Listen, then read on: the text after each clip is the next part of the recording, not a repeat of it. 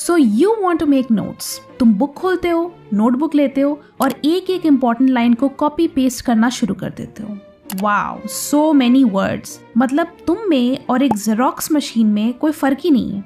और ये क्या, अभी तक सिर्फ फर्स्ट पेज ही फिनिश हुआ है। इस स्पीड से तो नोट्स कंप्लीट होते होते तुम्हारे बच्चे 10th बोर्ड दे रहे होंगे। बट डोंट वरी, आज मैं तुम्हारी इस कॉपी पेस्ट फैक्ट्री को परमानेंटली बंद करने वाली हूँ। अगर शॉर्टकट लेना है और आधे घंटे में एक फुल चैप्टर को निपटाना है तो ऐसे नोट्स बनाओ। ये वीडियो एक स्टेप बाय स्टेप ट्यूटोरियल होगा on how to make 1 page notes. जी हाँ, मैं तुम्हारे बरसों पुराने सपने को फाइनली पूरा करने वाली हूँ और तुम्हारे लिए 1 पेज नोट्स को एक ड्रीम से रियलिटी में कन्वर्ट करने वाली हूँ। और हाँ, इसके बाद तुम्हें रिवीजन करने में भी जोर नहीं आएगा। ये नोट्स इतने क्रिस्प होंगे कि तुम पढ़ोगे, समझोगे और कभी भूलोगे ही नहीं। लेकिन एक वार्निंग, ये वीडियो थोड़ा टेक्निकल हो सकता है तो फोकस बनाए रखना, वरना जितना तुम्हारा अटेंशन स्पैन है ना, एग्जाम में उतने ही नंबर आएंगे। इससे पहले कि मैं आगे बढ़ूं, कमेंट्स में लिखो I will make it happen. जो बच्चा सीरियसली मेहनत कर रहा है ना, वो इसे जरूर मैनिफेस्ट करेगा। And now let's begin. देखो, नोट्स बनाने से पहले एक बात समझ लो, it's not about the notes, it's about the process. तुम्हारा एंड गोल ये नोट्स नहीं है कि तुम्हारे पास हर चैप्टर के 1 पेज नोट्स हो। You need to focus on the process.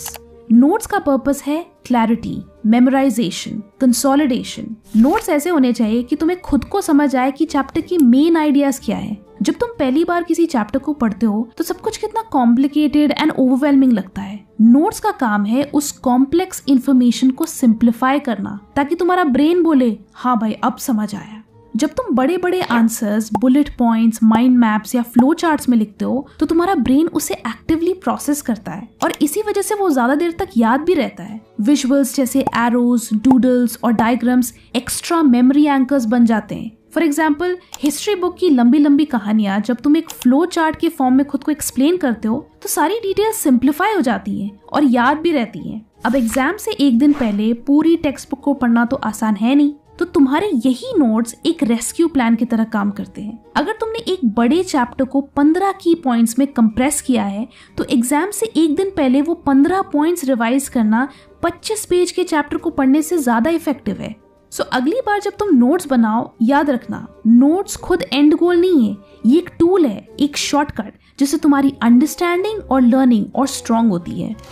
अब नेक्स्ट जो मैं बताऊंगी वो एक बहुत कॉमन मिस्टेक है जिसकी वजह से 90% स्टूडेंट्स अपना टाइम बर्बाद करते हैं, और वो है कि they start making notes in the first reading itself. भाई, अगर नोट्स एक ही बैठक में बन जाते तो सबके 90% मार्क्स आते। नोट्स बनाने से पहले तुम्हें चैप्टर का एक रफ आइडिया होना चाहिए। तुम्हें पता होना चाहिए कि उस चैप्टर की मेन आइडियाज क्या है और डिटेल्स क्या है। पहली बार चैप्टर पढ़ो तो सिर्फ उसका स्केलेटन समझने की कोशिश करो, मतलब चैप्टर की कोर आइडियाज क्या है। ये स्टेज तुम्हें एक ट्री का ट्रंक दिखाता है, फाउंडेशन। अगर ट्रंक समझ आ गया तो लीव्स यानी बाकी डिटेल्स खुद ब खुद समझ आने लगेंगी। अब जब थोड़ा ओवरव्यू समझ आ जाए तब डिटेल्स पे जाओ, हेडिंग्स, सब हेडिंग्स और स्ट्रक्चर पकड़ो। ये तुम्हें पूरे चैप्टर का फ्रेमवर्क दिखाता है। अब जब बेस पकड़ लिया तब छोटी डिटेल्स, ट्रिकी फैक्ट्स और एग्जाम्पल्स पे फोकस करो। Why this method works? तुम्हारा ब्रेन एक ही बार में सब अब्सॉर्ब नहीं कर पाता। जब तुम उसे लेयर बाय लेयर फीड करते हो तो अंडरस्टैंडिंग सॉलिड हो जाती है। फर्स्ट रीडिंग तुम्हें क्लैरिटी देती है, सेकंड रीडिंग तुम्हें स्ट्रक्चर देती है और थर्ड रीडिंग तुम्हें कॉन्फिडेंस देता है। अब ऑफ कोर्स तुम्हें लग रहा होगा कि इससे तो टाइम वेस्ट होगा। हाँ, ये थोड़ा टाइम कंज्यूमिंग है, लेकिन इससे भी ज्यादा टाइम कंज्यूमिंग क्या है पता है? एक ही चीज को 10 बार रटना। इसलिए you want regret this step. और तुम इसे स्मार्टली भी टैकल कर सकते हो। फर्स्ट रीडिंग फास्ट रखो, सिर्फ ओवरव्यू लो, चैप्टर की डिटेल्स में मत घुसो। सेकंड रीडिंग टारगेटेड रखो, हेडिंग्स, सब हेडिंग्स और स्ट्रक्चर पे फोकस करो। थर्ड रीडिंग सिलेक्टिव रखो, अब ट्रिकी फैक्ट्स, एग्जाम्पल्स और फॉर्मूला समझो। वैसे इसकी जगह एक शॉर्टकट भी है। AI टूल्स जैसे ChatGPT से तुम चैप्टर के ट्रंक, ब्रांचेस, लीव्स को समझने में हेल्प ले सकते हो। लेकिन ध्यान रहे, इसका ओवर यूज मत करना, वरना तुम्हारी सोचने की एबिलिटी ही आउटसोर्स हो जाएगी। अब तुमने चैप्टर को लेयर्स में समझ लिया, ट्रंक, ब्रांचेस, लीव्स क्लियर हो गए। अब असली सवाल ये है कि इतनी सारी डिटेल्स को 1 पेज नोट्स में कैसे फिट करें। Answer, grouping. सबसे पहले चैलेंज होता है इंफॉर्मेशन को सॉर्ट करना, ऑर्गेनाइज करना। अगर तुम रैंडमली लिखने लगे तो वो खिचड़ी बन जाएगी। नोट्स तभी पावरफुल बनते हैं जब उनका स्ट्रक्चर हो। एग्जाम्पल लो हिस्ट्री का। सपोज तुम फ्रीडम स्ट्रगल पढ़ रहे हो। अब अगर तुम 20 फ्रीडम फाइटर्स के रैंडम फैक्ट्स लिख दोगे तो वो बस फैक्ट्स का डंप लगेगा। लेकिन अब ग्रुपिंग का जादू देखो। तुम कैटेगरीज बनाओ, जैसे early leaders, revolutionary groups, Gandhian era, women leaders, और फिर हर कैटेगरी के नीचे सिर्फ कीवर्ड्स में कॉन्ट्रीब्यूशंस लिखो, जैसे ड्रेन थ्योरी, सिविल डिसोबीडियंस, इनकलाब जिंदाबाद। तो तुम्हारे लिए चीजें कितनी सिंप्लीफाई हो जाएंगी। इसके 3 फायदे हैं। पहला है स्ट्रॉन्ग मेमोरी। तुम्हारे ब्रेन को ऑर्डर पसंद है। जब चीजें लॉजिकली ग्रुप्ड होती हैं तो रिकॉल इजी हो जाता है। दूसरा है सिंप्लीफिकेशन। पूरा चैप्टर अब एक पेज पे क्लीन एंड स्ट्रक्चर्ड दिखेगा। तुम इंस्टेंटली कनेक्ट कर पाओगे कि किसका रोल कहाँ था। तीसरा है चंकिंग। पहले तुम 50 स्कैटर्ड पॉइंट्स याद कर रहे थे, अब तुम्हें बस 4 कैटेगरीज याद करनी है। But again be smart. बस यहाँ एक रूल याद रखो, keywords only. Use arrows, bullets, short phrases. अगर लंबे लंबे सेंटेंसेस लिख दिए तो तुमने नोट्स का पर्पस ही डिफीट कर दिया। This grouping process should take less than 10 minutes, क्योंकि ज्यादा सोचोगे तो फिर से फुल पेज भर जाएगा और तुम वही जेरोक्स मशीन बन जाओगे। अब ग्रुपिंग के बाद हम थोड़ा लेवल अप करेंगे। ग्रुपिंग ने तुम्हें बॉक्सेस दे दिए, अब हमें इन बॉक्सेस के बीच के कनेक्शंस ढूंढने हैं। यहीं पे आता है स्टेप 4, रिलेशंस, जिसका मतलब है ये जानना कि कैसे डिफरेंट इवेंट्स या कॉन्सेप्ट्स एक दूसरे से कनेक्टेड हैं, रिलेटेड हैं या लिंक्ड हैं। रिलेशंस अलग अलग टाइप के हो सकते हैं। कॉज इफेक्ट रिलेशन, एक इवेंट ने दूसरे को जन्म दिया। क्रोनोलॉजिकल रिलेशन, पहले ये हुआ फिर उसके बाद ये हुआ।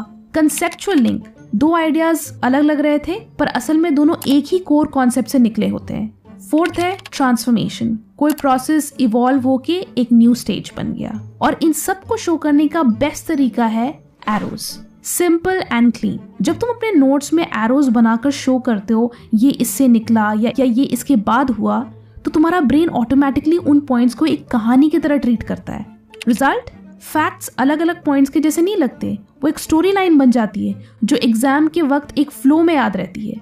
अब तुमने ग्रुपिंग कर ली, रिलेशन समझ लिए, अब अगला स्टेप थोड़ा ट्रिकी है। यहाँ से समझ आता है कि तुम सिर्फ रट रहे हो या एक्चुअली समझ रहे हो, और वो स्टेप है एनालाइज। एनालाइज का सिंपल मतलब है कंपेयर एंड कॉन्ट्रास्ट, मतलब एक चीज को दूसरी चीज के अगेंस्ट रखना और सिमिलैरिटीज और डिफरेंसेस निकालना। This is where you stop looking at facts in isolation and start comparing them. इसी स्टेप से तुम कॉन्सेप्ट्स को और डेप्थ में समझोगे। ऐसे सोचो, ये कॉन्सेप्ट इससे कैसे डिफरेंट है, ये दोनों चीजें किस तरह सिमिलर है, अगर इनका आउटकम कंपेयर करें तो किसका इम्पैक्ट ज्यादा था। यही स्टेप तुम्हें फैक्ट्स रटने से उठाकर कॉन्सेप्ट समझने पर मजबूर करता है। स्टूडेंट सिर्फ पॉइंट्स मेमोराइज करने में लगे रहते हैं, और जब एग्जाम में थोड़ा सा ट्विस्टेड क्वेश्चन आ जाता है तो सबकी बत्ती गुल हो जाती है, क्योंकि तुम्हें लगता है कि तुम्हें सब पता है, बट एक्चुअली तुम्हें सब ऊपर ऊपर पता है। अंदर का समझने के लिए थोड़ा एक्स्ट्रा दिमाग लगाना होगा। How to do this in 1 page notes? जब तुम 1 पेज नोट्स बनाते हो, एनालाइज मेथड को यूज करने के कुछ तरीके हैं, जैसे वेन डायग्राम। 2 फ्रीडम फाइटर्स की अप्रोच को कंपेयर करो, गांधी जी वर्सेस भगत सिंह। दोनों का गोल सेम था लेकिन मेथड अलग। कंपैरिजन टेबल बना लो, एक साइड मॉडरेट्स, दूसरे साइड एक्सट्रीमिस्ट और बीच में कॉमन गोल्स। एक और तरीका है 1 लाइनर्स लिख लो या शॉर्ट फ्रेजेस लिख लो। 1-2 क्रिस्प लाइंस लिखो एक्सप्लेनिंग क्या चीज इन्हें सेम बनाती है और क्या चीज इन्हें अलग बनाती है। But there is a catch here, most students skip this step. Analyse step easy नहीं लगता, ग्रुपिंग और रिलेशंस निकालना आसान है, बट एनालिसिस में तुम्हें एक्टिवली सोचना पड़ता है, और यहीं पे स्टूडेंट्स डरते हैं। उन्हें लगता है कि मैं स्लो हूँ, बहुत टाइम वेस्ट कर रहा हूँ, शायद गलत कर रहा हूँ, बट एक्चुअली यही प्रूफ है कि तुम्हारा ब्रेन डीप अंडरस्टैंडिंग में एंगेज्ड है। इसको मिस इंटरप्रिटेड एफर्ट हाइपोथेसिस कहते हैं। जब कोई चीज थोड़ी टफ लगती है, तुम सोचते हो कि तुम गलत जा रहे हो, बट इन रियलिटी तुम सही ट्रैक पर हो। स्लो तो तुम तब होते हो जब तुम इंस्टा यूज करते हो। नाउ एट दिस स्टेज तुम्हारे नोट्स 70% डन हो चुके हैं। तुमने सारी इंपॉर्टेंट चीजें एक्सट्रैक्ट करके लिख ली हैं, लेकिन एक प्रॉब्लम है, इतना सब याद कैसे रहेगा?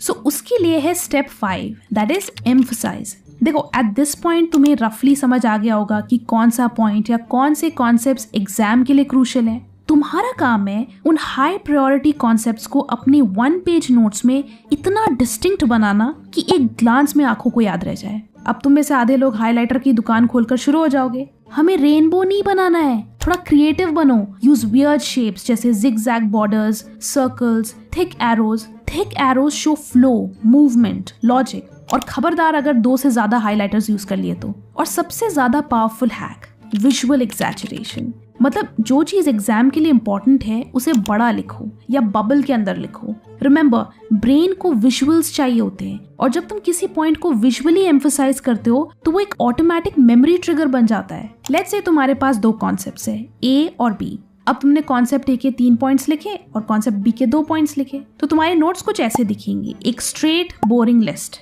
बट ऑनेस्टली मैं एक्सपेक्ट नहीं करती कि तुम एग्जाम में इस लिस्ट को याद रख पाओगे, specially if it is something really important from exam point of view.